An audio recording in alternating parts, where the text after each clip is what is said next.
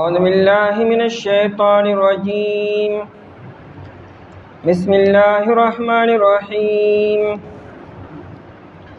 إن الله لا يظلم مثقال ذرة وإن تك حسنة يضاعفها ويؤت من لدنه أجرا عظيما. فكيف إذا جئنا من كل أمة بشهيد وجئنا بك على هؤلاء شهيدا. يومئذ يود الذين كفروا وعصوا الرسول لو تسوى بهم الأرض ولا يكتمون الله حديثا.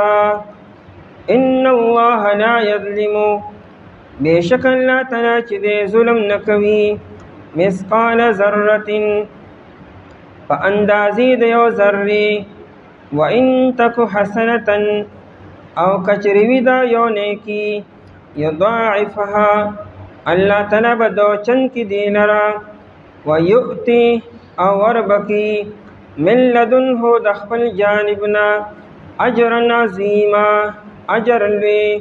فکیف اذا جئنا پس حال بوی چکر منگراولو من کل امت دہر یو امتنا بشہید یو گواہ وجئنا بکا او راول منگتا لرا علا هؤلاء پدی خلق باندی شہیدن گواہ یوم ایزن پداورز باندی یود الذین کفروا آرزو بکوی آکسان چی کفر یہ کردے وعصوا الرسول او دینا فرمانی کڑوا دا پیغمبر لو تسوا کاش کچر برابر کڑے شوی بهم الارض پدی باندز مکا ولا یکتمون اللہ حدیثا او دیبا نپٹوی دا اللہ تعالی نیو خبرا.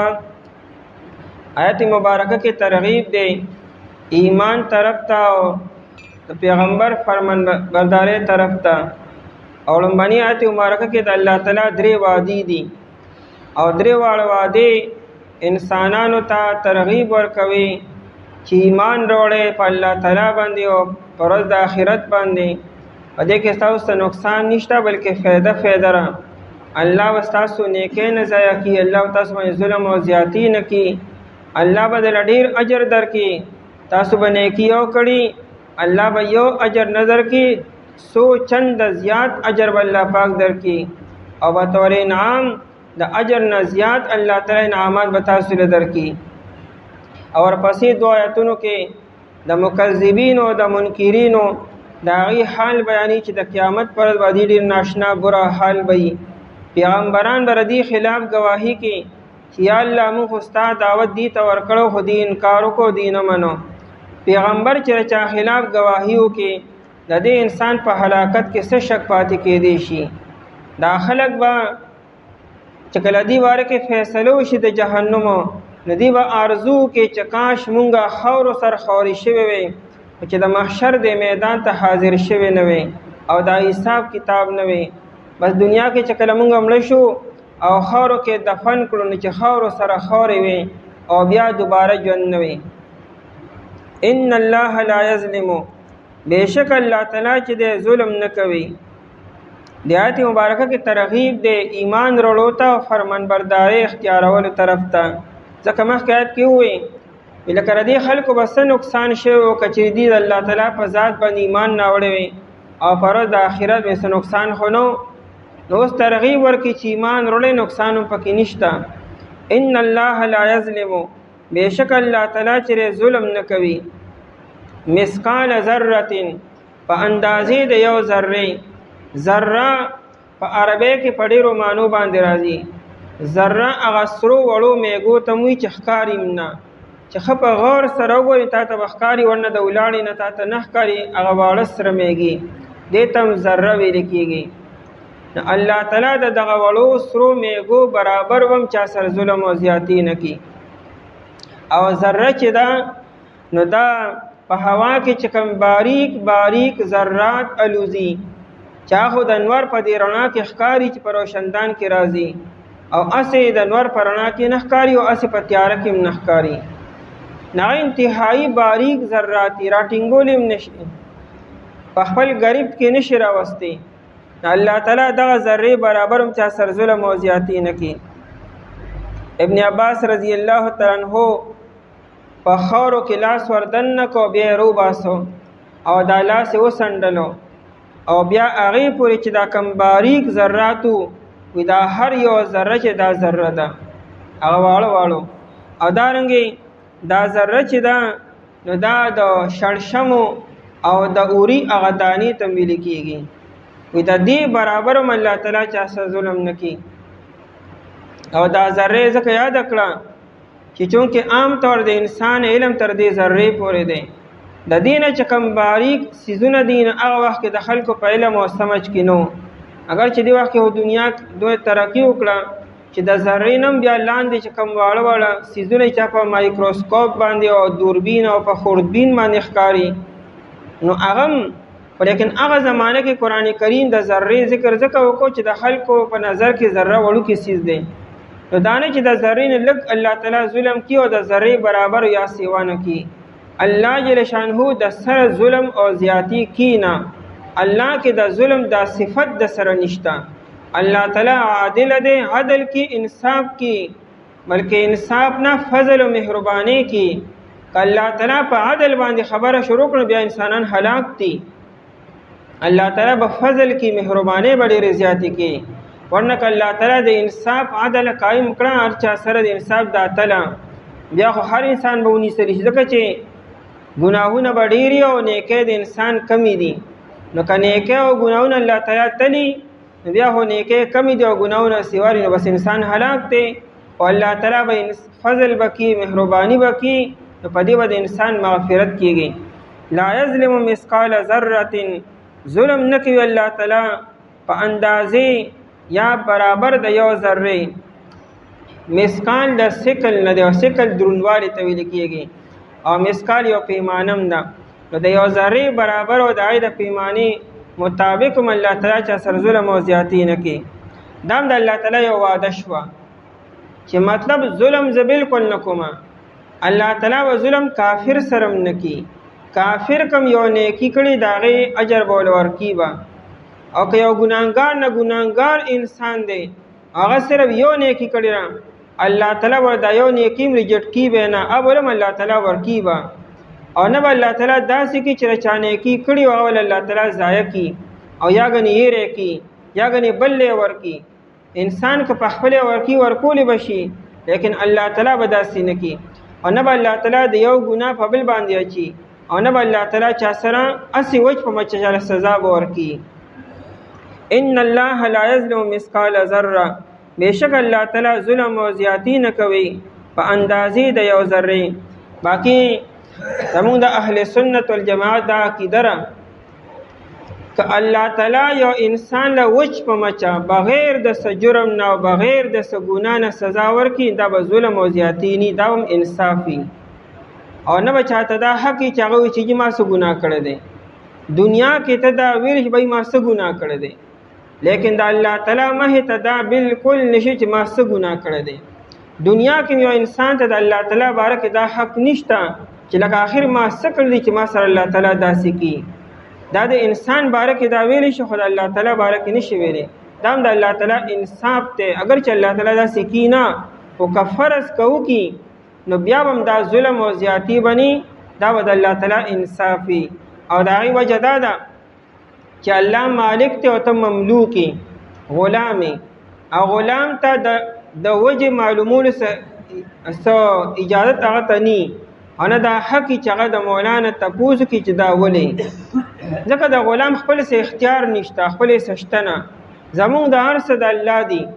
نو چې الله تعالی دې داسې کومه او بس تا د مرزه مطابق ني ته دا نشي به دا ولې داسې کې دا وتعالى کې چې کله تر خپل ځان په خپل مالک شي اختیارمند شي ته اختیارمند دینه الله په اختیار کې نه الله ته خو غره چې تاسو رسکی.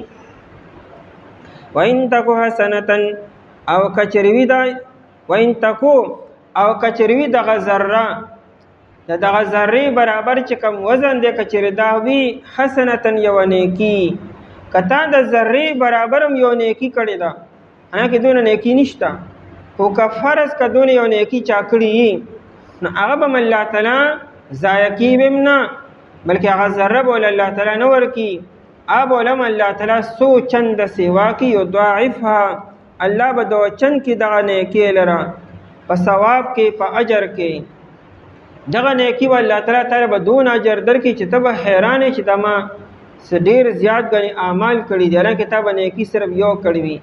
او قران کریم دا ونه وي چې لس چندا یا او یا چندا یا سلو یا 200 ونه وي، وس یضاعفها، الله به دو چند کی.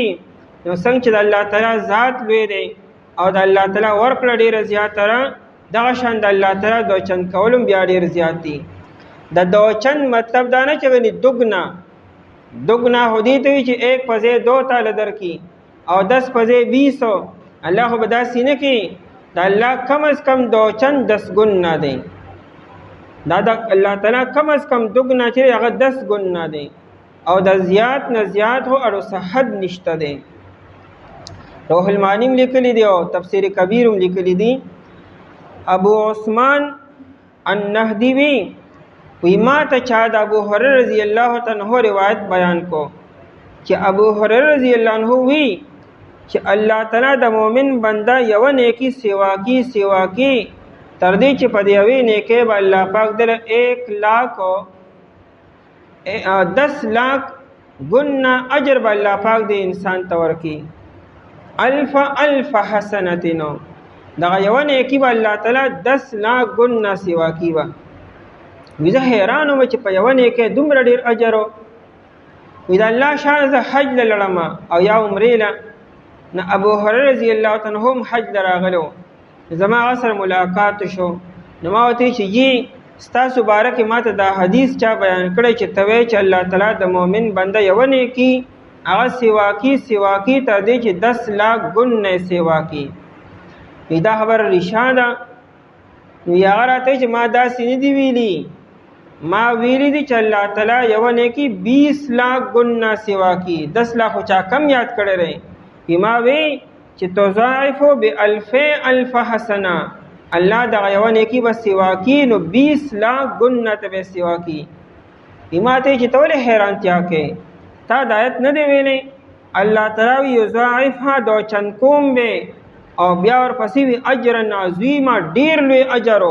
یو ته د الله تعالی ذات ته وګوره، دا بیا اجر عظیم ته وګوره، دا غي اندازه سو کولی شي.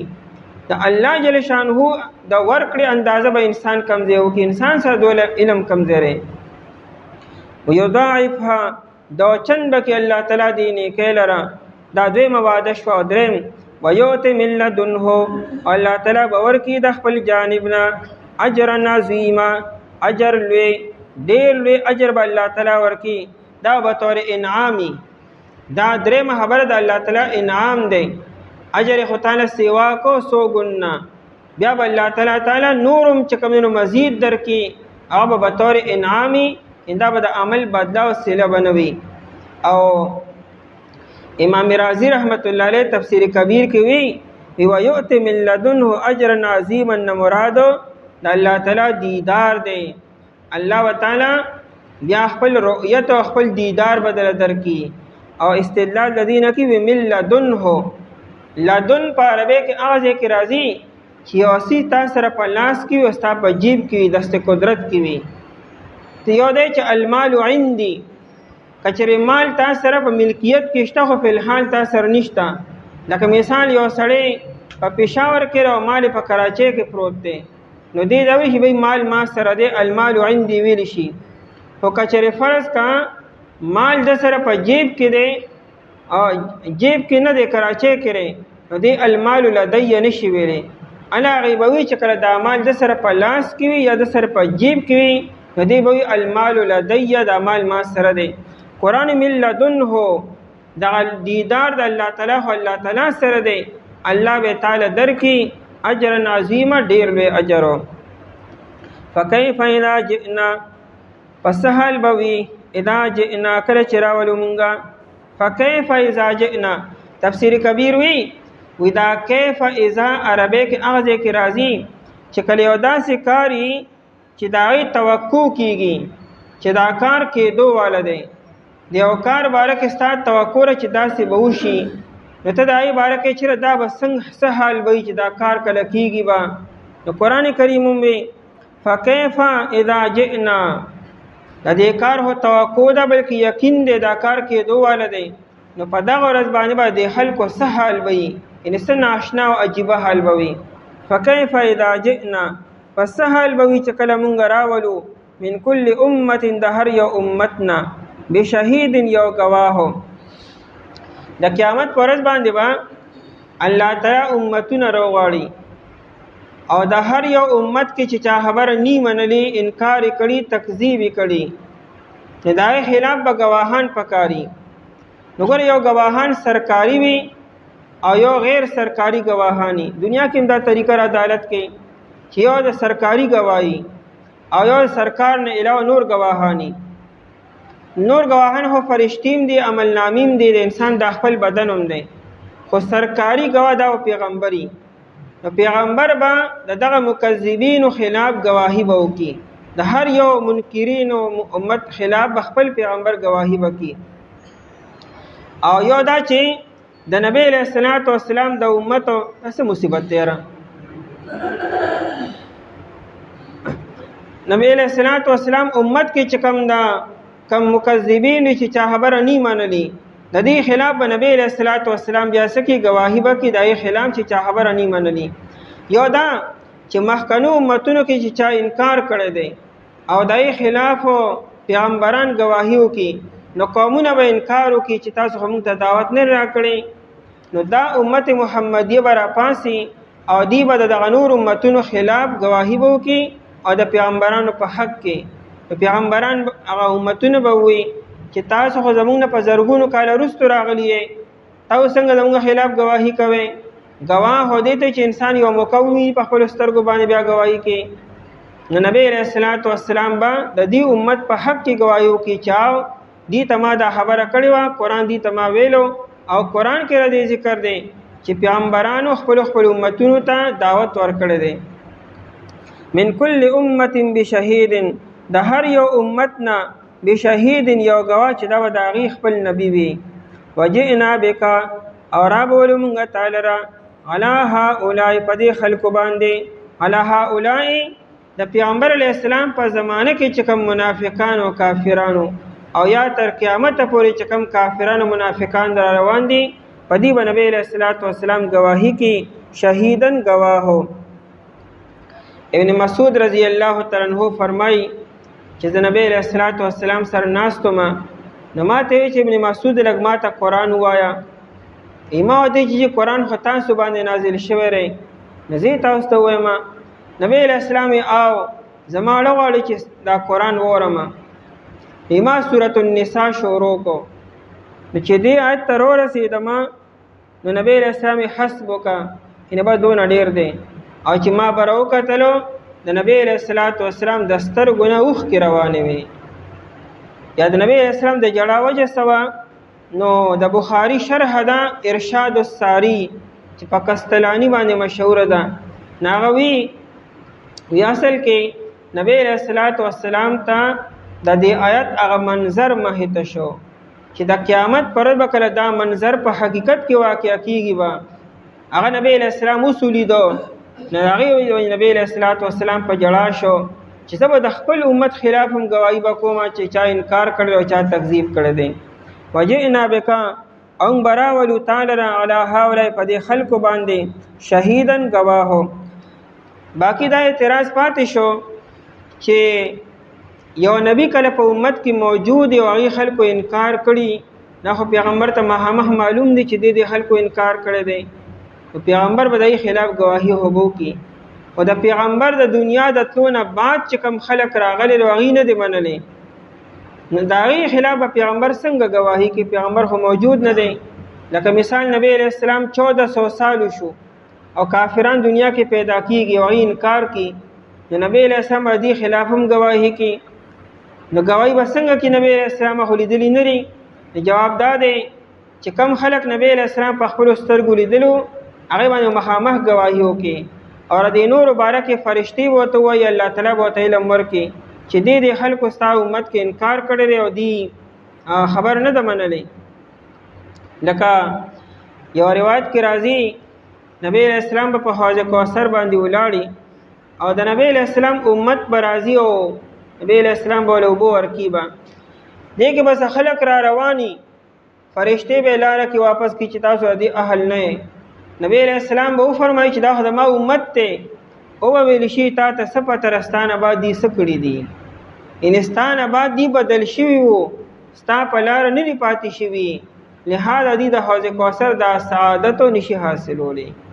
دا شان نبی علیہ السلام ته ویل شي یقیني لمبراشي چې دې خلکو ستانه بعد انکار کړل تکذیب کړل لہذا ته دې خلاف گواهی وکړه. نو گواهی په دوه خبرو کیږي. یو دا چې ته اوسې په خپل سترګو باندې وویني، یو دا چې تا ته یو خبر یقیني علم راشي. نو د یقیني علم په بنیادم ته گواهی کول شي.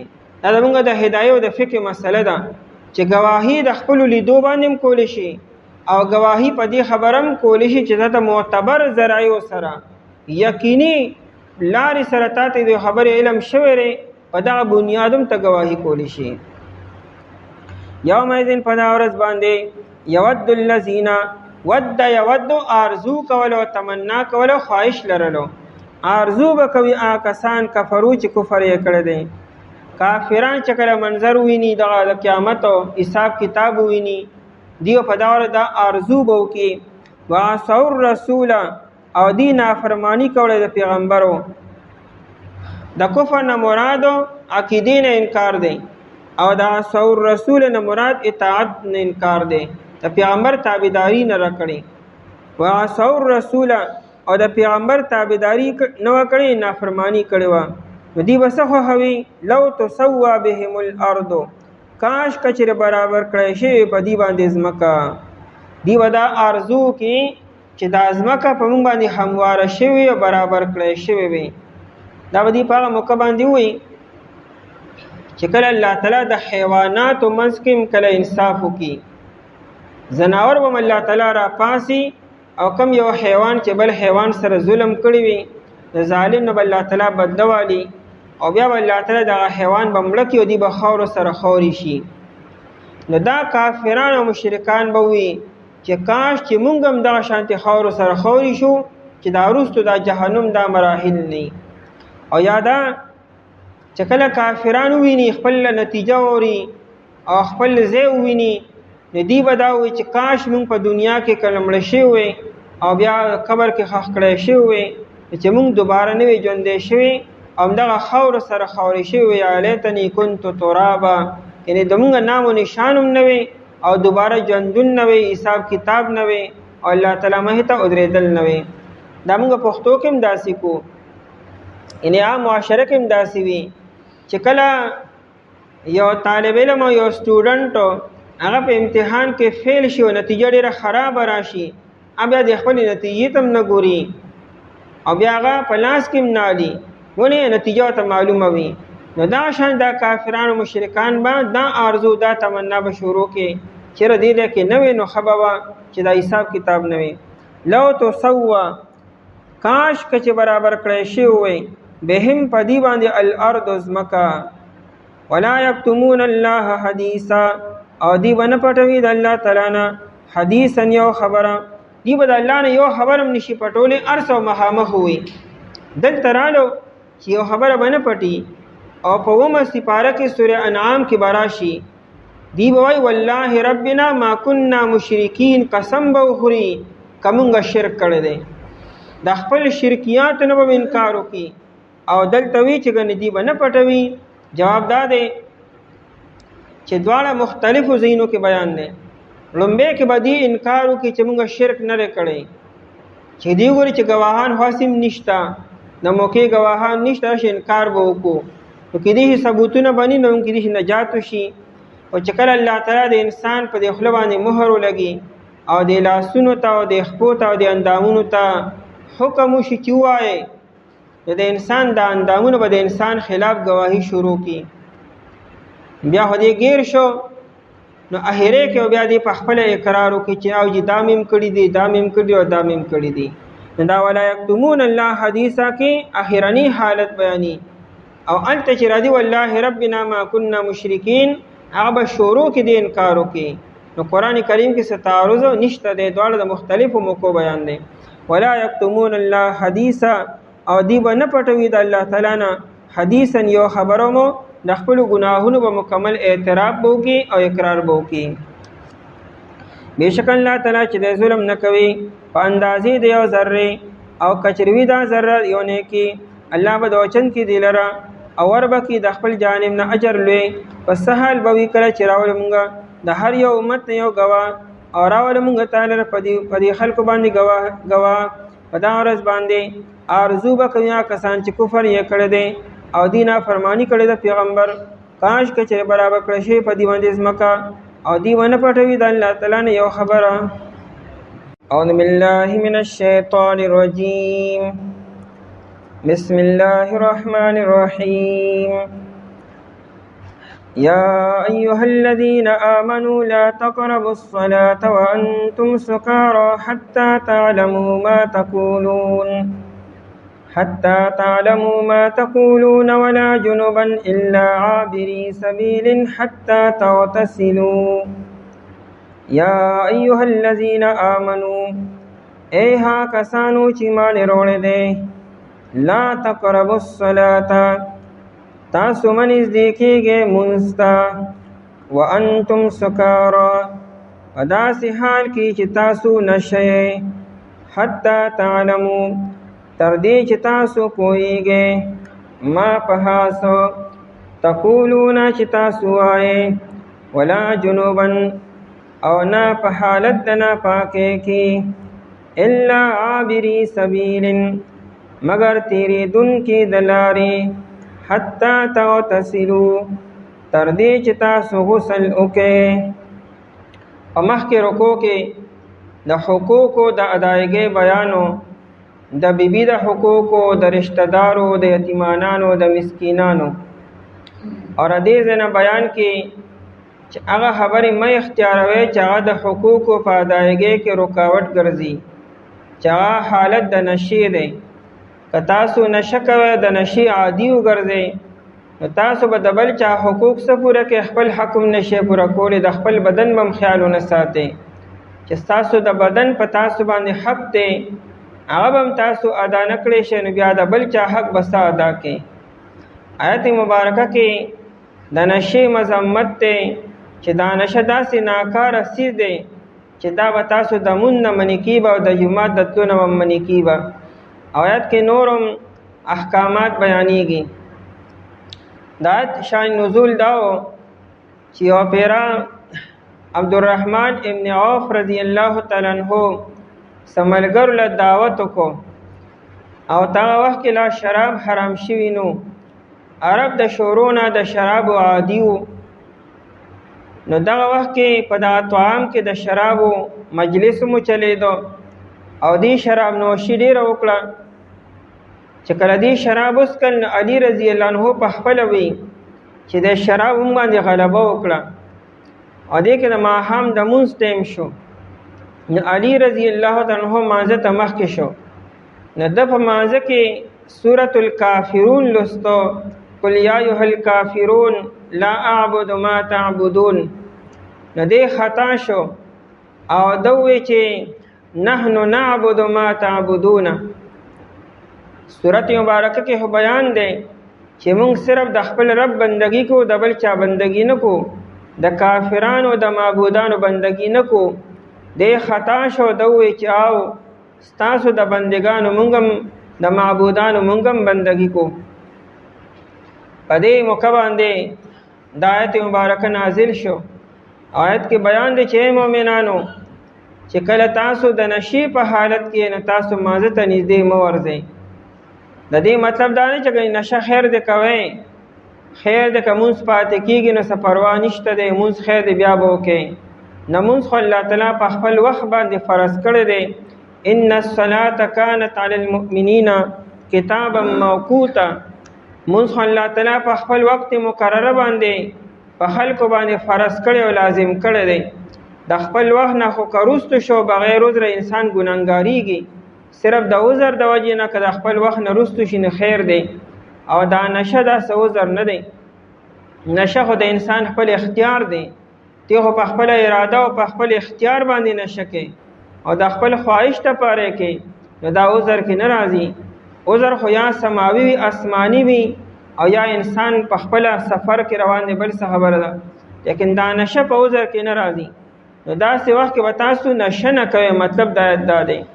او قرآن کریم څه وایي چې کله تاسو نشه کې نو تاسو مونځ ته مه نږدې کېږئ. او صحابه کرام رضی الله تعالی عنهم د مونځ عاشقانو او د عبادت عاشقان خلکو، هغوی خو هر څه پرېښودی شو خو مونځ یې نشو پرېښودی چې مونځ به په خپل وخت باندې کېږي، داسې په دې کې تاخیر نشي کېدی. نو قرآن کریم داسې انداز اختیار کو چې مقصود د نشې د مذمت او د دې په ذهنونو کې راسخ کول دي چې دا داسې خبیث او ناکاره څیز دی چې دا بتاو دا خوږ عبادت نه چې مونځ دی، دا مونځ نه به تاسو منې کېږي. مونځ خو د سترګو یخوالی دی. مؤمن به خپل تکاوت او خپل ستړیوالی دا به دې په مونځ باندې لرې کړي. نبی علیه الصلاة والسلام بلال رضی الله عنه ته سوي ارحنی بالصلاة، بلالا اذان وکړه چې مونځ وکړو چې ما ته لږ راحت میلو شي. یعنې مونځ د مؤمن د راحت ځای دی، دا د مؤمن د بدن د تکاوت ختمولو اعلی او ذریعه دا مونځ دی. دونه تکاوت په خوب سره نه ختمیږي څنګه چې مونځ سره ختمیږي، ځکه مؤمن ته روحانی قوت او طاقت ملاویږي. دا خو د مؤمن معراج دی. نبی علیہ الصلوۃ والسلام چې معراج کړو اسمانو ته تلو، الله تعالی هر مؤمن مسلمان ته 15 وخت معراج ورکو.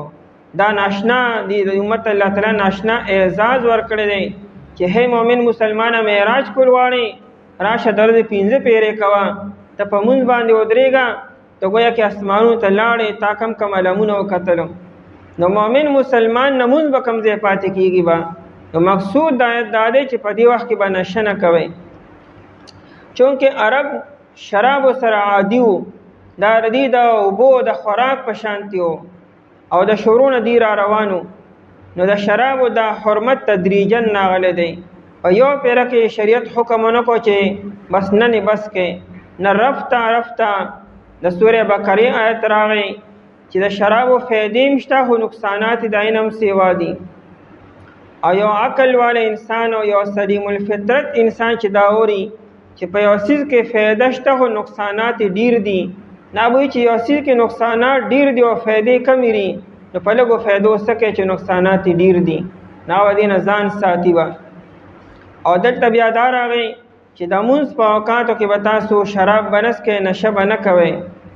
په دې آیت باندې ډېر خلک بیا صبر شو چې بس دا خو بیا ډسکونه چې دا د مونځ نه منې کېږي. او بیا چې کله میدان بالکل هموار شو تیار شو او صحابه ذهني طور باندې مکمل تیار شو، بیا هیره کې حکم راغی د احد د جنگ نه بعد چې ای مؤمنانو شراب حرام شو، تاسو به نږدې نه ورځئ او دینه مکمل ځان اجتناب وکړئ. نو آیت مبارکه کې صرف دونه خبره چې د مونځ په ټایم کې به تاسو نشه نه کوئ. بیا هم بعضې خلکو وایي چې زه ټیک ته حرام خو نه دي له نه بیا د ماوستن مونځ به چې وکړو، ځکه د ماوستن او د سحر په منځ کې بیا مونځ نشته، فرض او واجب کدی نه تهجد دي او د شپې په آخر حصه کې کېږي.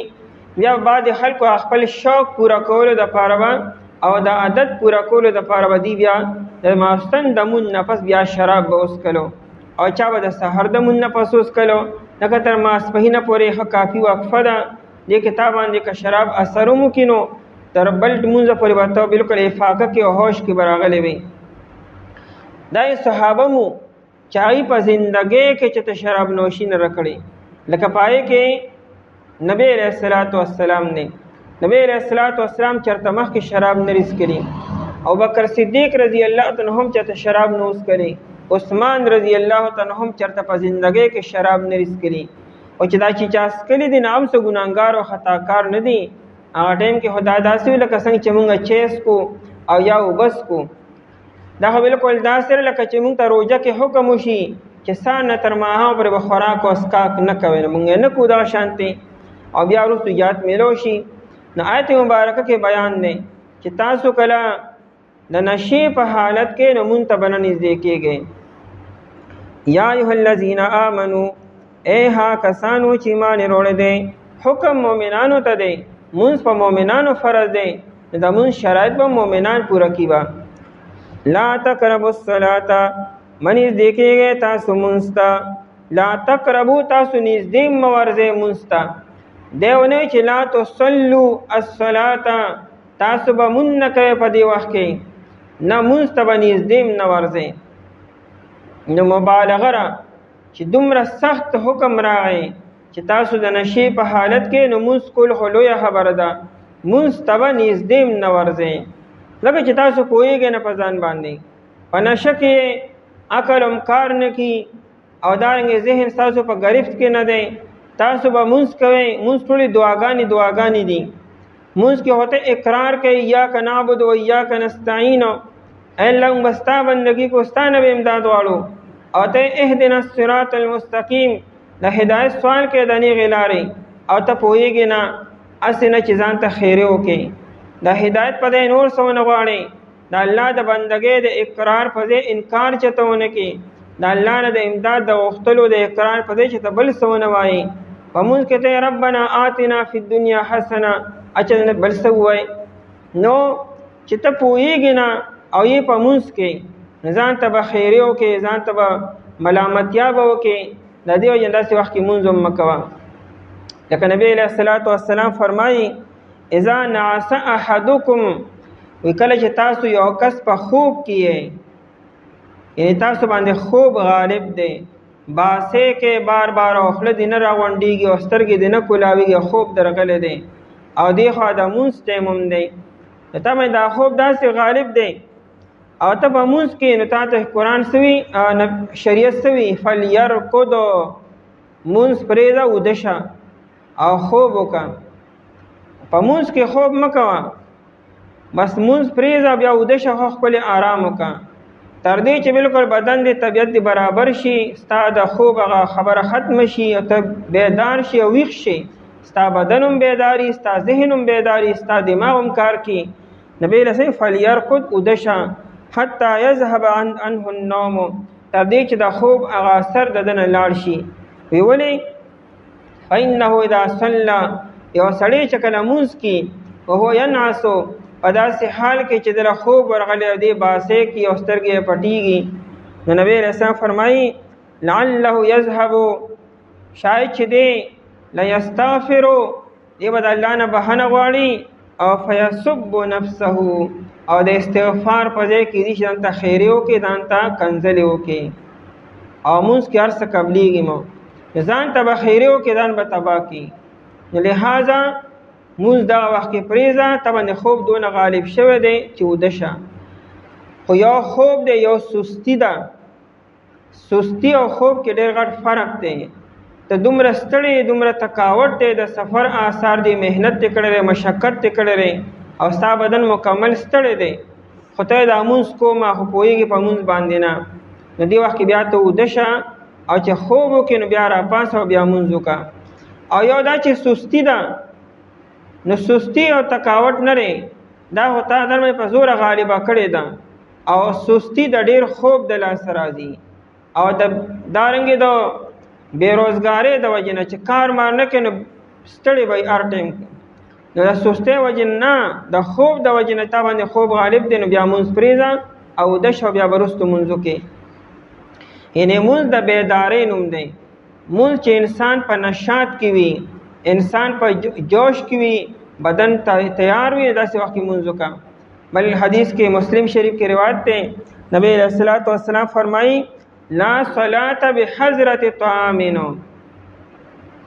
وی روټۍ حاضر ده او د مونځ ټایم دی نو د روټۍ په ټایم کې بیا ته مونځ مه کوه څه مطلب ته دومره زیات وږی یې ستا اشتها خوراک ته ده ستا سترګې خوراک ته دي ستا ذهن په خوراک کې ریړی خوراک طرف ته دی ځکه د لوږې غلبه را په تا باندې او روټۍ حاضر هم شوه اوس ته زه مونځ کومه لیکن په مونځ کې ستا توجه روټۍ طرف ته ده مونځ ته توجه نه راځي نو داسې وخت کې بیا مونځ مه کوه دا خوراک وکړه چې خوراک وکړې نو بیا مونځ ته متوجه شه خو دا نن سبا دا مسله نه ده نن سبا خلکو لوږه کم ځای ولیده، که لوږه راله خو انسانان به ښه شي، صحتمند به شي. دا بیمارۍ خو د ډېر خوراک د لاسه دي، دا شوګر او دا بلډ پریشر او دا مسلې خو د ډېر خوراک د لاسه جوړې شوي دي.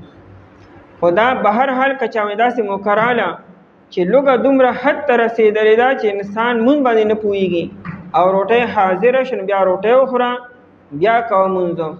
نن سبا د خلکو خبره الټه شوې ده، وی زر زر مونځ کو چې په آرام سره روټۍ وخورو، حالانکې زر زر روټۍ وخوره چې په آرام سره مونځ وکړې.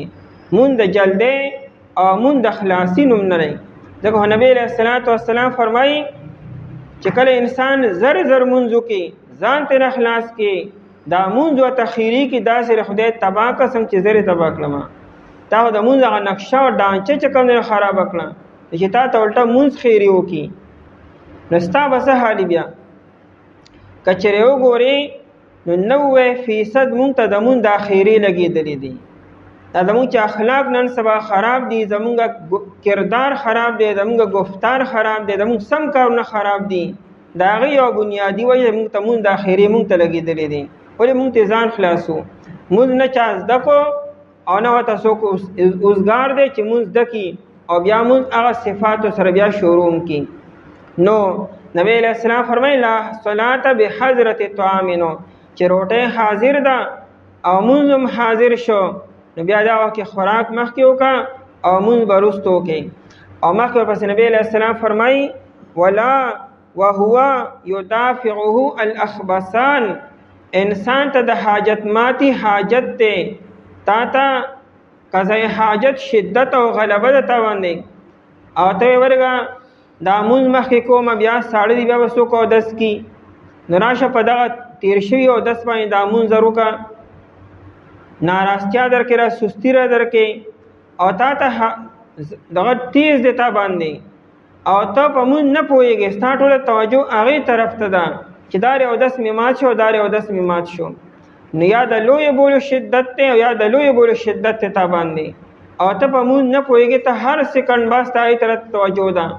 نبی علیہ الصلاة والسلام فرمایي په داسې وخت کې خانه مونځ مه کوه، لړ شه خپل حاجت پوره کا او بیا راشه په اطمینان سره مونځ وکړه.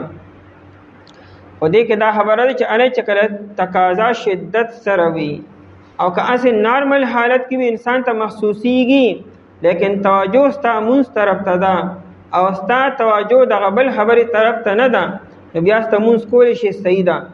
اگر چې انسان طبیعت کولو وي په ټنډه طبیعت سره او په نشاط سره مونځ کې دا خو ځان له بهتر خبره ده، لیکن به هر حال که چېرې د هغې تقاضا سیوا وي نو په داسې وخت کې مونځ مکروه تحریمي دی، هغه فرضیت بر صرف ادا شي، اجر وغیره هیڅ هم تا ته نه میلاویږي.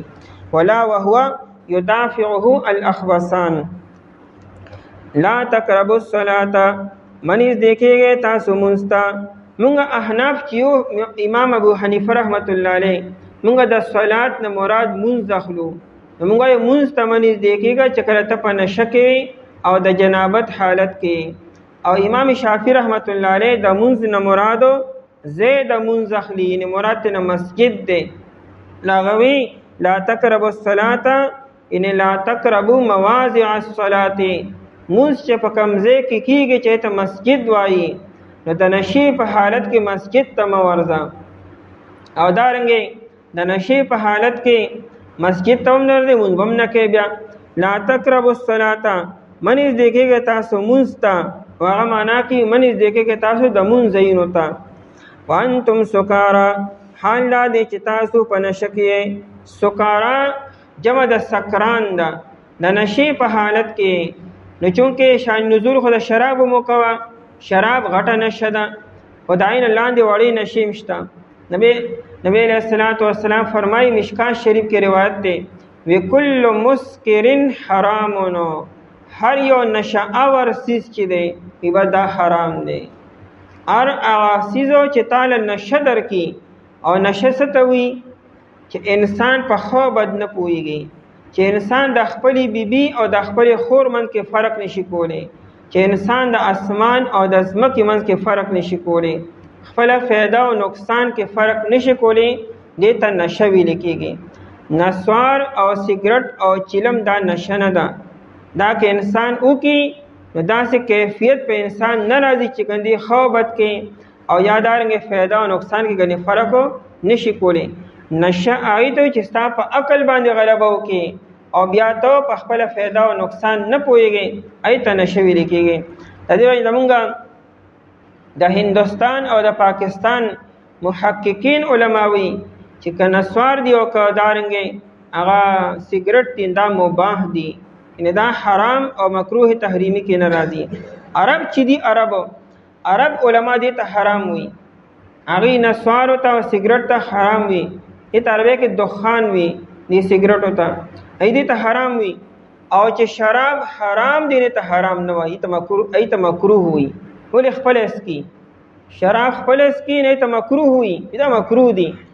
او چې کنه چونکې داسې نه کي هغې دا سګرټ او نسوار نه کي ته دې حرام وایي.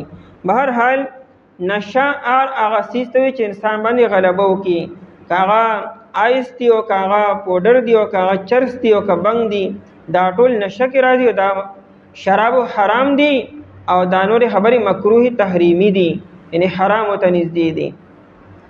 وانتم سکارا او حال داري چې تاسو په نشه کې یې، حتی تعلمو تر کوم وخت باندې نږدې کېږئ چې تر څو تاسو هوش او حواس قایم شوي ني، تر دې چې تاسو پوهېږئ ما تقولون هغه چې تاسو وایئ. دا ته چې په خوله څه وایې په دې ته پوهېږئ څه وایم، ځان ته خیرې کوم که ځان ته دعا کوم، دا زه په مونځ کې یم که نه په نالې کې چې ته پروت یم. لکه نشي والا انسان څه زندګي وي کوم ځای کې پروت دی چې ته په دې نه پوهېږې نو مونځ سره کوې داسې ټایم کې. ما تقولون هغه چې تاسو وایې. ولا جنوبا دم په سکارا باندې په الصلات باندې عطف دی، یعنې تاسو مه نږدې کېږئ مونځ ته په داسې حال کې چې تاسو جنابت حالت کې یې. د جنابت حالت یعنې تاسو د ناپاکۍ حالت کې غسل په تا باندې واجب شوی دی، نو په داسې وخت کې به ته مونځ ته نه نږدې کېږي. ځکه په دې وخت کې انسان مونځ نشي کولی، طواف نشي کولی، قرآن لاس کې نشي راغستی، په یاد و تلاوت نشي کولی. جنوبي انسان قرآن کریم نه په یاد لوستی شي، نه قرآن کریم ته به ګوري او وایي به، او نه به قرآن کریم په لاس کې روچتي به، او نه به طواف کی.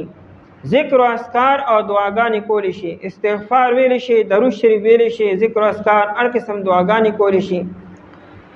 د قرآن کریم یو آیتو د دعا په طور باندې ویلی شي، خو په شرط د دې چې په د آیت کې د دعا معنا موجود وي. لکه آیت الکرسی ده، دا د حفاظت د پاره ویل کېږي. اوس یو انسان د جنابت حالت کې دی او یا زنانه د بیماری په حالت کې ده، نو دا آیت الکرسی د حفاظت د پاره ویل شي. لکه کوم انسان چې د هر مون نفس آیت الکرسی وي نو د باندې جهنم حرام دی، یا انسان د ماستن د مون نفس آیت الکرسی وي د کېدو په ټایم کې د الله تعالی حفاظت وکړي. اوس یو انسان د جنابت حالت کې دی او د آیت الکرسی په یاد باندې وي، نو نیت بدا کې چې دا د قرآن تلاوت نه کومه، دی بداوي چې د خپل حفاظت د پاره یو عمل کومه، او بیا به آیت الکرسی وایي. یا سوره فاتحه ده، نو سوره فاتحه کې شفام ده، دا یو دمم دی.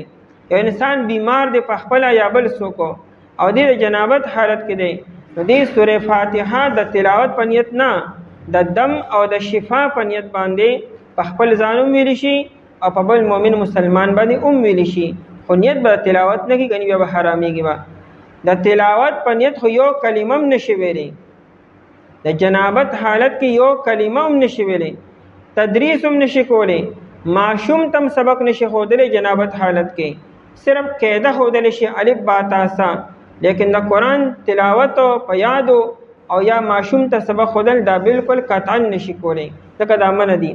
نو ولا جنوبن او نه په حالت د جنابت کې به تاسو نږدې کېږئ مونځ ته، الا عابري سبیل مگر چې تېرېدونکي د لارې. عابري د عبور نه دی، عبور خلک دا ما عبور کو، څه مطلب یو ګران کار ما وکړو، یو مشکل لاره ده، یو ګران لاره ده، په غر کې ده، غونډۍ کې ده او پای باندې ورختل ګران دي، لیکن ته په وروختې سر ته ورسېدې، خلک ما عبور کو، یعنې زه واړېدم. الا عابري سبیل مگر تېرېدونکي د لارې. د امام شافعي رحمت الله علیه د صلات نه مراد چونکې د مونځ هغه ځای اخلي مسجد، نغوي وی مسجد کې وی جنوبي انسان مسجد ته تیریدی شي، نه د عابری سبیلین دغه معنا کې چې یو جنوبي انسان دی هغه جومات کې دننه ګرځېدی شي او بل طرف ته اوړېدی شي. مطلب که انسان کور دروازه چې را ار جومات په غاړه باندې را او د لارم په جومات باندې ده او دی جنابت کې دی او دی غسل لذي د جومات د لاره استعمالول شي. لیکن موږ د امام ابو حنیفه رحمت الله علیه وی چې نه، موږ د عابری سبیل معنا مسافر کو، مسافر د جنابت حالت کې دی او د باندې غسل واجب شو نو دی به غسل بکی او که د غسل د پاره وبنشته بیا به تیمم کې چې د ذکر او پسیات کې را روان دی.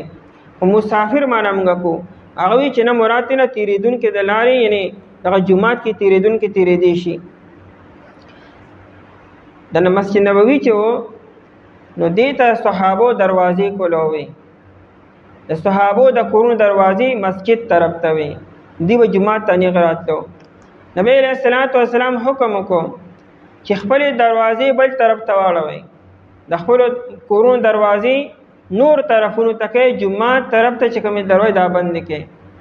خو صرف د ابوبکر صدیق رضی الله تعالی عنہ او د علی رضی الله عنہ دروازې پرې خو دي. صحابو لګونته کې تاخير وکړو، خیال داو چې کې دي چې نبی علیہ السلام گنجائش پیدا کی چې خیر دی چې چاره مخکې دروازې دی خو خیر دی، خو نور خلک چې کورونه جوړوي نه غي دروازې طرف ته ما جوړوي په دې نیت باندې. لیکن نبی علیہ السلام چې وکړو چې صحابو د کورونو دروازې سم په خپل حال باندې نو به حکم وکړو چې واړوي دروازې بل طرف ته، یعنی په دې کې څه گنجائش نشته دی. بیا وروسته نبی علیہ السلام بیا دوباره سوخ پس حکم وکړو چې د علی رضی الله عنه دروازې بل طرف ته واړوي.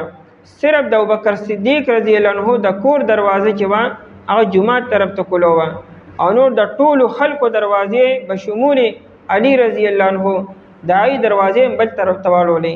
او دا غي وجه دا وا چې تاسو کورونه کې د غسل انتظامات نشته او تاسو راځي جومات ته او د جنابت حالت کې به تاسو په جومات باندې تیریږئ او جومات باندې تیریدل منع دي د جنابت حالت کې. دروازې بل طرف ته واړوي که تاسو بیا زه راځئ څه پروا بني ولا جنوبن او نه په حالت د جنابت کې هم تاسو مونږ ته ورځئ او جومات ته ورځئ الا بری سبیل مگر تیریدونکو د لارې تیریدونکو چې دی نو کا باندې غسل واجب شوی دی نو دی بس کې حتی تغتسلوا تر دې چې تاسو غسل وکئ. نو مسافر به غسل کې هم که جنابت حالت کې دی نو علاغی به مونځ کې او کاغه سر بیا د غسل وبني نو بیا بس کې نو بیا به دې تیمم کې او د تیمم ذکر او سبانی سبق کې را روان دي. اے کسانو چې ایمان وروړي دي منی دیکھېږي تاسو مونږ ته په داسې حال کې چې تاسو په نشه کې تر دې چې تاسو پوهېږئ په هغه څه چې تاسو وایئ او نه په حالت د جنابت کې مگر تیریدونکي د لارې تر دې چې تاسو غسل وکئ. اعوذ بالله من الشیطان الرجیم بسم الله الرحمن الرحيم وإن كنتم مرضى أو على سفر أو جاء أحد منكم من الغائط أو لامستم النساء فلم تجدوا ماء فتيمموا صعيدا طيبا فامسحوا بوجوهكم وأيديكم إن الله كان عفوا غفورا. وإن كنتم مرضى او کچری تاسو بیماران او علا سفر یا په سفر باندې او جاء یا راشی احد منکم یا تندستاسنا من الغائط دا او دسماتی د زینا او لامستم النساء یا تاسو یوزے شوی بیبیانو سرا فلم تجدوا ماء فاستاسو نمو میں ابو لرا فتیممو فاستاسو تیممو کے سعیدا طیبا فخور پاک باندے فمسہو فاستاسو لاس راکاگے بوجوہکم فمخنخ پلو وَأَيْدِيكُمْ او پلاسنخ پلو ان اللہ کان عفوا غفورا بیشک اللہ تعالی چې دے درگزر کون کی معافی کون کی. آیت مبارکہ تا آیت التیمم ویل کیږي. آیت التیمم ورته ځکه وایي چې په دې کې تیمم حکم راغلی دی. د قرآن کریم بعضې آیتونه داسې دي چې د هغې خپل مستقل نومونه او عنوانات دي، لکه آیت الکرسی، آیت التیمم، آیت الوضوء، آیت المداینه. آیت الوضوء چې دی هغه په 6مه سپاره سورې مائده کې دی، او دې ته آیت التیمم وایي. دې کې د تیمم حکم راغلی و. پیغمبر علیه السلام په سن 6 هجري کې یو غزوې له تشریف وړو چې هغې ته غزوة المریسیع وایي. واپسې کې راته د شپې آخره حصه وه او هلته کې صحابو آرام کولو. هغه ځای کې اوبه نه وې. دې سحر وختي پاڅېدلو. اراده دا وه چې داسې ځای ته به ځان رسو چې هلته اوبه موجود دي، چې هلته بیا اودسونه وکړو، د سحر مونځ وکړو. هغه چې دې څنګه سورلو ته ختل، عایشه رضی الله تعالی عنها چې وه دا اودس ماتې لتلې وه. د دې په غاړه باندې یو هار و، او دا هار د دې د خور د اسما رضی الله تعالی عنها و. هغه د دې د ګریوان نه پرېوتو. دې چې مرۍ باندې لاس و نو هار نشته. د نبی علیه السلام ته وایي چې زما نه هار پرېوتی دی. نبی علیه السلام یې لکه صبر وکړي. 2 صحابه کرام رضی الله تعالی عنهم یې د هار د تلاش دپاره ولېږلو. هغوی ګرځېدل، لښکر ایسان شو، نبی علیه السلام آرام کولو. عایشه رضی الله تعالی عنها ناسته وه او نبی علیه السلام د هغوی په ترخ کې سر ایښود او اوده و. چونکه یو پیره اعلان شو چې زو سفر کو، او بیا ناڅاپه اعلان شو چې صبر وکړي. نو په قوم کې بعضې خلک جلبازي وي. هغوی تپوس کې لکه څه چلو شو، ولې ایثار یې؟ دا چا ته ایثار یو؟ نو چا به ویلې چې د عایشې رضی الله تعالی عنها نه هار روک شوی دی، نو د هغې د وجې نه ایثار یو. نو خبرې شروع کېدې. نو دې کې ابوبکر صدیق رضی الله تعالی عنه ته چا وویل چې ستا د لور د لاسه دارې پوره لښکر ایثار دی، دلته اوبه هم نشته، مونځ به څنګه چل کو بیا، او دارې پوره قوم د ستا د یو لور د لاس ایثار دی. ظاهره خبره هغه هم په خبرو کې راغی. نو عایشې رضی الله تعالی عنها خواله راغی. خو دا خو نبی علیه السلام د دې په جولۍ کې سر ایښودی اوده. نو ابوبکر صدیق رضی الله عنه سترګې ډېرې راوباسلې او په خوله باندې یې مووې، او دی په دې تشي کې په دې نوک باندې واله، په دې کټه ګوته باندې دا خپل وی جعله یطعنوني، زه په دې تشي کې والمه. وی خوږېدم ډېر زیات او حرکت مې ځکه نشه کولی چې نبی علیه السلام به راپاسي. وی دې کې نبی علیه السلام را بیدار شو او وی فرمایل چې الله تعالی د آیت د تیمم حکم راولېږو، او دا آیت مبارکه په دغه موقع باندې نازل شو. بس خلکو تیمم وکړو، مونځ یې وکړو. اسید ابن حضیر رضی الله تعالی عنه راغی او هغه وی چې ما هي باول برکتکم یا آل ابي بکرین، اے د ابوبکر خاندان اولاده، دا لومبنی خیر او برکت نه دی چې ستاسو د وجې نه مونږ ته میلو شو، ستاسو د وجې نه امت ته ډېر خیر میلو شوی دی. او بیا یې وفرمایلو چې والله قسم په الله تعالی چې ما جعل الله تعالی نه دی ګرځولی امرن یو کارو تکرهینه چې کې ستا لپاره خیر نی په ظاهره کې، ته خو پې خبرې چې دا څه وشو، لیکن الله تعالی په هغې کې ستا لپاره هم خیر ګرځولی، د امت دپاره هم ډېر لوی خیر ګرځولی. بیا چې کله دې سورلی اوچتې کړې هغه اوښ نه اوښ ته لاندې خار پروت و. نو آیت مبارکه کې د تیمم دا حکم نازل شو. دا تیمم د دې امت خصوصیت دی. د دې نه مخکې امتونو کې تیمم نه و، هغوی به صرف اودس به کو، او الله جل شانه دې امت ته دا یو فضیلت ورکو چې دې تیمم هم کولی شي. مسلم شریف کې روایت دی، حذیفه رضی الله تعالی عنه وی چې نبی علیه السلام فرمایل فضلنا علی الناس بثلاث الله تعالی مونږ ته په نور امتونو باندې او قومونو باندې 3 فضیلتونه راکړي دي چې هغه ته نو ملو شوي. او بیا فرمایلو جعلت صفوفنا كصفوف الملائکه، مونږ چې کله مانځه کې ولاړیو او یا میدان جنگ کې مونږ دشمن ته مخامخ ولاړیو او صفونه برابر کړي وي، زمونږ دا صفونه داسې لکه فرشتې چې په صفونو کې ولاړي. فرشتې یو کار کوي په نظم او ضبط سره ډیسپلین سره کوي، دا انتشار پای کې نشته، هر یو کار په ترتیب سره صفونو کې هغې مدریږي. زمونږ د مجاهدینو صفونه او یا زمونږ د منځګزارو صفونه داسې نیغې لکه څنګه د فرشتو صفونه نیغې، یا چې په هغې څنګه د الله رحمتونه راوریږي دارنګې زمونږ په منځګزارو په مجاهدینو د الله رحمتونه راوریږي. او دویم نبی علیہ السلام فرمایلو وجعلت لنا الارض مسجدا وطهورا، الله زمونږ د پاره ځمکه مسجد ګرځولې دی. دا ټول ځمکه مسجد دی. څه مطلب په حکم د مسجد کې دی، مونږ صرف په مسجد کې دننه نه کېږي، باریم کولی شي. د مخکنو امتونو مونځونه په خاص ځای کې کېدلو چې دا یې کومه عبادت خانه به وه، هم هلته به دې مونځ کو.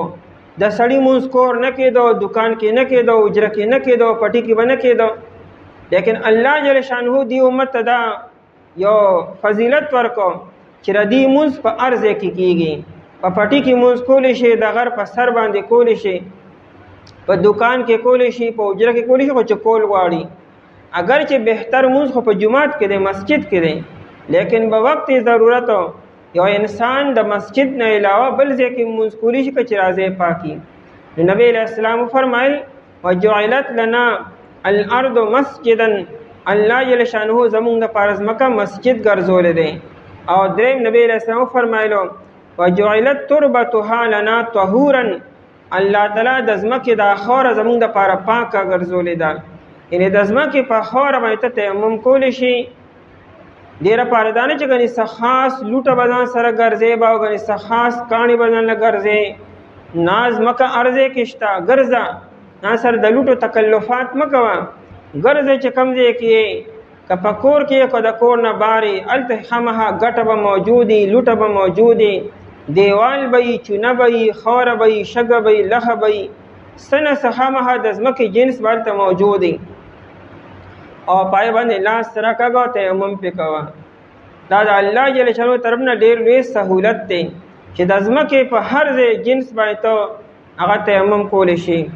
اذا لم نجد الماء، نبی علیہ السلام فرمایلو چې کله مونږ اوبه نه مومو مونږ به تیمم کو.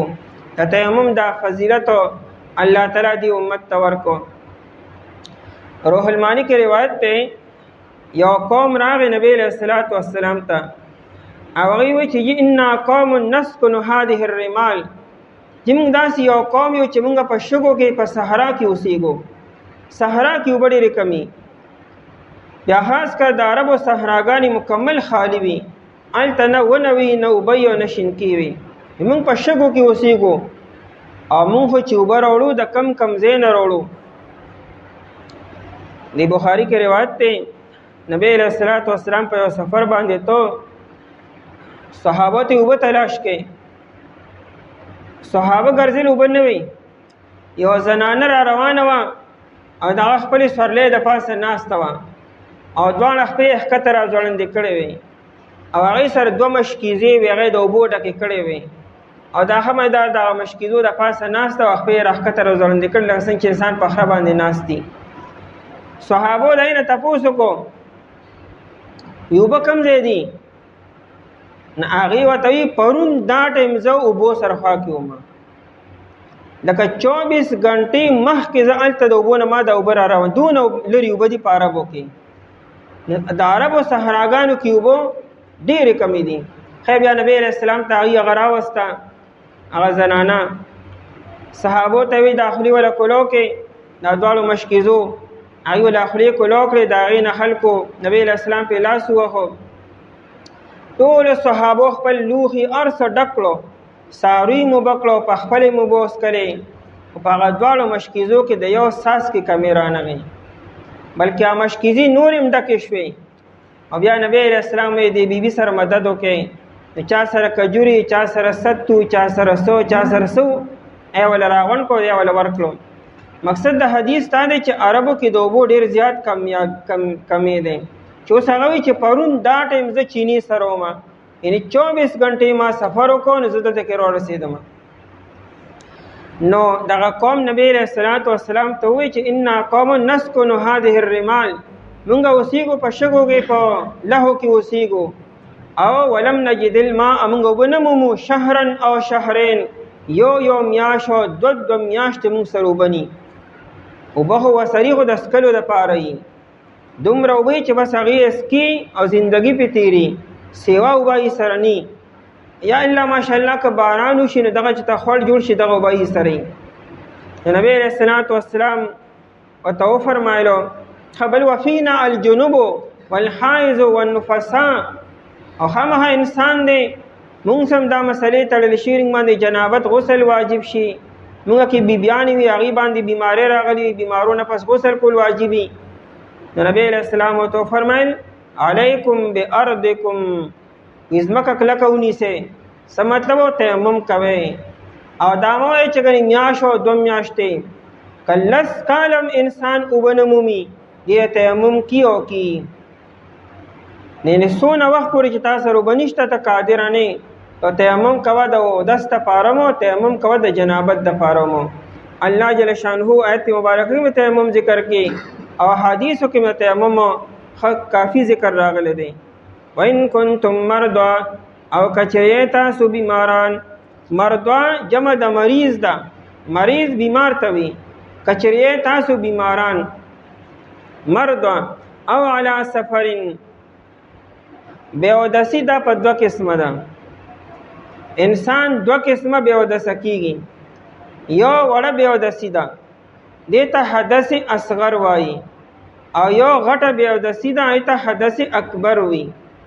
غټه بیودسی چې نه دا جنابت دی، او یا منسز او ډیلیوري ده، یعنې په دغه 3 واړو حالتونو کې انسان غټه بیودسۍ باندې مبتلا دی، دې لپاره حکم غسل دی.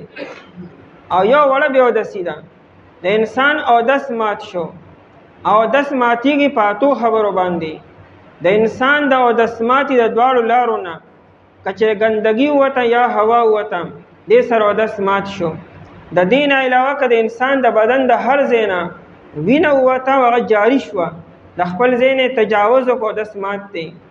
او یا د انسان د بدن د بل ځای نه نو او یا پیپ چې کوم دی نو هغه ووتو دې سره اودس مات دی. او یا انسان اوده شو او ملا یې په ځمکه ولګېده د اودس مات شو. انسان په مانځه کې وخاندل په ډکه خوله باندې قهقهه چې ورته دې سره اودس هم مات شو. او یا انسان بېهوشه شو د ده اودس مات دی، او یا انسان لیونی شو اودس یې مات دی. په دې 8 خبرو باندې د انسان اودس ماتیږي. دې ته وړه بېاودسي وي، حدث اصغر ورته وي، دا انسان به اودس کی. بیا عذرونه چې دا 2 قسمه دي، یو سماوي آسمانی دی او یو اختیاري دی. سماوي عذر دا چې انسان بیمار شي، بیماری د انسان په خپل اختیار کې نه، دا د الله تر طرف نه راشي. او یو اختیاري دی، هغه دا چې ته په سفر باندې ووتې، دا خو ستا په خپل خوښه چې ته ځې او که نه ځې. نو په داسې حالاتو کې که چېرې ته بیمار شوې او یا اوبه نشته دی او دا حدث اصغر دی، وړه بېاودسي ده، نو ته به څه کوې؟ بیا به تیمم کوې.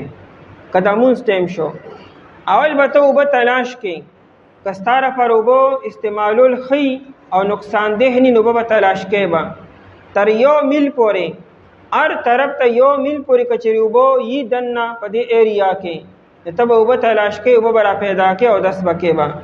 اصل کې 1 میل کې اوبه پیدا کول اسان هم دي او ستا نه مونځ هم نه قضا کېږي. الله تعالی په هر یو مونځ دپاره دونه ټایم ښودی دی چې ته په 1 میل کې دننه که چېرې اوبه لړ شي اوبه ځان له پیدا کړي او اودس وکړي نو مونځ کولی شي، ستا نه مونځ نه قضا کېږي. او دا څه ګران کار هم نه دی. نو دې وجې نه 1 میل کې دننه به ته اوبه پیدا کوې به. او که تا ته وویلی شي چې بھائی 2 میله وخه اوبه شته نو کړاو مه کوه، بدل ته تیمم کوه. یا ته په یو داسې ځای کې محصور یې، په کمره کې چا بند کړی وی چې اوبه نشته، که ته هر څومره وګرځې اوبه نه میلاویږي، نو دا عذر دی. به تیمم کوه او مونځ کوه. که د مونځ دوران کې اوبه راغلی د سلام د اړولو مخکې تا ته اوبه میلاو شوې ته به مونځ فورا ماتې به تیمم به ماتې اودس به کوې بیا به مونځ کوې. او چې د مونځ کوه سلام دې واړه اوبه راغلی مونځ دې شوی دی. خو دا مونږ وایو چې مونځ شوی دی. امام شافعي رحمت الله علیه وی چې نه ټایم لا شته اوس شا به بیا اودس وکړه او مونځ دوباره وکړه. مونږ وایو چې کله تا سلام واړو بس تا مونځ شو اوس که اوبه راځي او که ځي بیا دوباره اعاده نشته دی. او یو غټه بې اودسي ده که انسان باندې غسل واجب شوی دی او دی اوبه نه مومي نو دیم تیمم به کیږي. د اودس تیمم او د غسل تیمم دواړه بالکل یو شانتي دی. دواړه به یو شان تیمم به وکړي. عمار ابن یاسر رضی الله تعالی عنہ چې نو دیو د عمر رضی الله تعالی عنہ دواړو نمبرو د صدقې وخانو د مدینه منورې نه بارو نبی علیہ السلام د صحابو ډیوټي لګولې به یو میاش باندې کې دو کسانو به ډیوټي کوله حفاظت به کو. نو دې دواړه ته کې تلو نو عمار رضی الله تعالی عنہ د غسل واجب شو. د خیال دا چې کنه غسل کوه انسان د سر نه تر خپو پورې په ځمانه وباچی نو دې لړو په خور کې اور غړې دمه فتمعقتو وې دا سه اور غړې دم کنه چې سم بالکل د بدن هر ځای ته می خوري ورسولې چای مونږ میو کو چونکه خپل قیاس کړو دا کارو. بیا چراغ نبی علیہ السلام ته خپل ټول واقع بیان کړ. نبی علیہ السلام خو خان دلمو او ته فرمای یکفی کا کافر استاره پر دا استاره پر کافی د مخ او بس لاسونه زمکه له روغه غوا او دا بیا په مخ باندې او په لاسونو رخ سر پر دا خبره کافی ده. دا نه ته چاوي چارغله په خورو کې نو دا اودس لپاره او د تیمم د غسل لپاره دواړه یو شان تیمم دی چې صرف دو ضربه دي نیت پکې. د اودس لپاره بخپل نیت کې د غسل لپاره خپل نیت کې نیت کې صرف فرق دی. باقی تیمم د دواړو یو شان دی. دو ضربه دي یو پر به د دواړو لاسونه زمکه لرو بغي غرماري تیمو وباسه بس صرف زمکه باندې کېزه او بیا زمکه د لاسونه وسنډه او بیا په دې سر باندې مخ باندې لاسونه دواړه راکاږه. مون خلکو دونه ګرانه کړل چې ګوته اوچته نشي دا نه پاتې شو.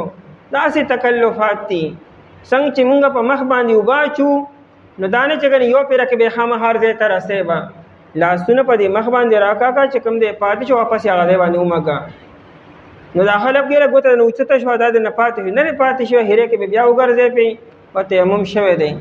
او بیا دارنګ لاسونه دي خلاص باندې دا غس لاس راکاګه او په غس باندې خلاص راکاګه او بیا واپس خو مګه په ځای باندې کسزه پاتې شي بس باندې تیمم بوشي.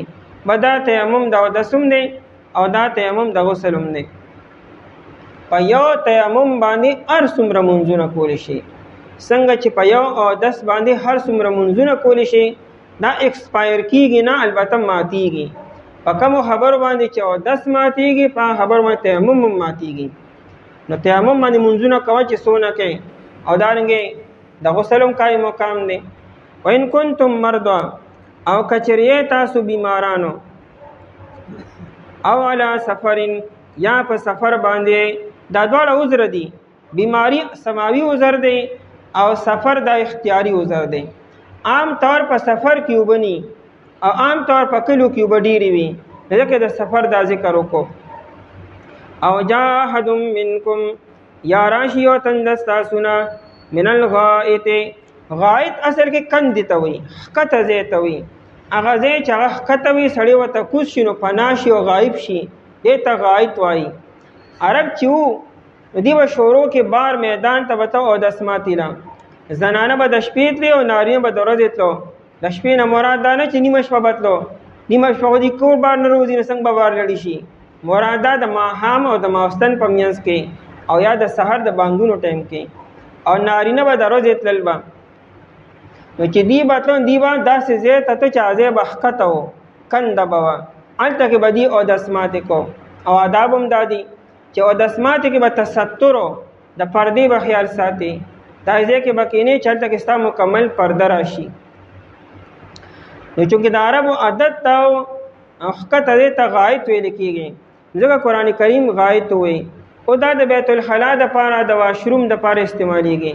مراد نه هغه ځای د قضای حاجت دی من الغائط د اودسماتي د زینا او لامستم النساء یا تاسو یو ځای شوي بیبیانو سره دا حدث اکبر دی دا مخکې حدث اصغر وړه بې اودسي وه او دا غټه بې اودسي په دې ټولو صورتونو کې فلم تجدو ماء پس تاسو نه مومئ اوبو لره اوبه نه موندل په دوه قسمه دي یو دا چې حقیقت کې اوبه نشته د اوبه د نش مطلب دا نه چې بالکل یو سانس کې نشته اوبه خو تا سره شته خو هغه صرف ستا د سکو دپاره کافي دي او تا ته دا یقین دی چې آینده کې ما ته اوبه نور نه میلاویږي صرف دا لږې اوبه دي په دغه اوبه به ته اودس نه کوې بیا بس کیسو نو دغه اوبه د خپل څکلو دپاره کیږه که د اودس برابر اوبه تا سره سیوا نورې شته اودس به وکړې او که نشته نو تیمم کوه او یو د اوبو نه موندل بل دا قسم دی چې اوبه خو ښه ډېرې دي خو ته بیمار یې ستا لپاره اوبه استعمالول ښه نه دي ته اوبه نشي استعمالولی نو بیا به کوشش کوې که چېرې ګرمې اوبه تاله ښیي او د ګرمولو بندوبست ته په خپل یې ګرمولی شي یا په بل چا باندې بیا به اوبه ګرمې او تیمم به نه کوې ګورې اودس یا غسل به کوې او که نه نشي ګرمولی په خپله یا بل څوک یې نشي ګرمولی یا وسایل نشته دی نو بیا تیمم کوه عمر بن العاص رضی الله تعالی عنہ چې د نبی علیہ الصلوۃ والسلام امیر یو کړو غزوه ذات السلاسل یو غزوه شی و ذات السلاسل سلاسل وته ځکوي چې کافرانو یو بل په زنجیرانو تړلو چې تیښته به نه کو جنگ به خامخا کو موږ همیشه د مسلمانانو د لاسه موږ جنگ ځکه بیرو چې موږ تښتو یو بل وتړو یو بل سره چې زموږ نه چېته هغه ملګري رانو نه تښتي نه هغه دغه سفر کې نو شپه یخه وه ډېره زیاته عمر بن العاص رضی الله عنه امیر وم نو د باندې د جنابت غسل واجب شو ساړی هم ډېر کېده او هوا هم چلېده او دی بیمار و متبع وه نو چې سهار شو نو ده خو غسل نشو کولی د ګرم اوبو انتظام نو ده تیمم وکړو او بیا خلکو ته مونځ هم ورکړو امامت یې هم وکړو نو خلک خو پوه شو خو غږ یې نه کړو ځکه امیر اطاعت به کوي حالات به نه خرابوي انتشار به نه پیدا کوي اختلاف به نه کوي خو نبی علیه الصلاۃ والسلام ته چې کله بیا دی رالو ټوله واقعه بیان کړه چې زموږ امیر صاحب خو بېګا دا چل کړو نو موږ له ګوره موږ په دې حالت کې راکو نبی علیه الصلاۃ والسلام د عمر بن العاص رضی الله تعالی عنہ نه تپوس وکړو چې لکه دا کار تا ولې وکړو هغه وی جی وی ما د الله تعالی نه واورېدل چې الله فرمایي ولا تقتلوا انفسکم ان الله کان بكم رحیما خپل ځان په خپل مقتلوي الله په تاسو ډېر مهربانه دی نبی علیہ السلام وخاندل فضحك النبي صلی الله علیه وسلم ولم ينكر عليه وی خاندلو هغه ته دا ونه چې دا تاسو وکړو نو امام که تیمم کړی دی او قوم او دسونه کړی دي نو دا امام او دس مونځ ورکولی شي په تیمم باندې امام که معذوره دی او قوم صحتمند دی او امام د عذر په حالت کې مونځ کوي نو بیا د قوم مونځ ورپسې نه کېږي عذر شرعي چې ورته وایي او که امام متیمم دی او مقتدیان متوضي دي نو د مقتدي مونځ امام پسې کېږي نو په دغه سفر کې عمر بن العاص رضی الله عنه باندې جنابت غسل واجب شوی دی خو ساړو ډېر زیات و هغې ما سره یره وه که مې غسل کړی وي نو مرض به سوا شوی و په یو بل سفر کې یو صحابي و هغه غریب په سر باندې لګېدل سر کې ډېر غټ زخم و هغه هم دغه شان شپه وه نو یو غم نو نو هغه باندې جنابت غسل واجب شو یو خوا بیمار و اول خوا دا مسله ورسره وشوه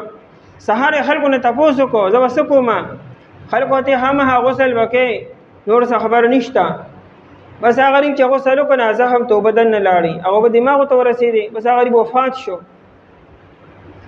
نبی علیه الصلاۃ والسلام ته چې کله کارګزاري بیان شوه ډېر سخت خفه شوي دا تاسو وجلی دی چې تاسو نه پوهېږئ نو ولې بیا بیا فتوا ورکوله انما شفاء العی السؤال چې نه پوهېږئ جواب مه ورکوه فتوا مه ورکوه مسله مه بیانوه خاموش کښېنه بس تاسو به جواب نه ورکوه غریب یا به غسل نه به کو وي دا تاسو ووجو چې تاسو ته غلطه مسله بیان کړه نو که چېرې انسان بیمار دی اوبه وله نه دي ښې د اودس دپاره نه دي خو یا د غسل دپاره نو تیمم دې وکړي بیمار نه خو د بیمارۍ خطره ده ځکه حالات داسې دي چې موسم یخ دی او اوبه یخې دي نو که ته استعمالوې نو خرابېږي نو هم تیمم کولی شي او کته بیماری نو بیماری وسر سیوا کیږي نو هم تیمم کولی شي او یا بیماری سختیږي وس هم تیمم کولی شي.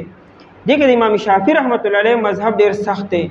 هغه علاوه به تیمم کوي چې یا وسر هلاک کیږي او یا ست یو اندام وسر فوت کیږي مفلوج کیږي نو علاوه به تیمم کوي. امو وایو چې نه چې بس بیماری ستاسو واقعدا یا خرابې دا سره تیمم کوه. فلم تجدوا پستا سنمو مانوبو فلم فتیممو پستا تیمم کې سعیدن طیبن سعید خاور توي او طیب پاک توي. سعید اصل کې د زمکه مخ توي د زمکه مخ ارزه کې دی. قران داونه چې زمکه او کنه لاندې نه خور رو باسي مړه به د زمکه په مخ باندې لاس راکاږي او تیمم کې د زمکه هر هغه سیدو چا په اور باندې ویل کېږي نه او ایرکیږي نه پای باندې تیمم کولی شي. او کم سي چې ویل کېږي لکه اوسپنه او یا ایرکیږي لکه لرګي یا کپڑا پای تیمم نشي کولی.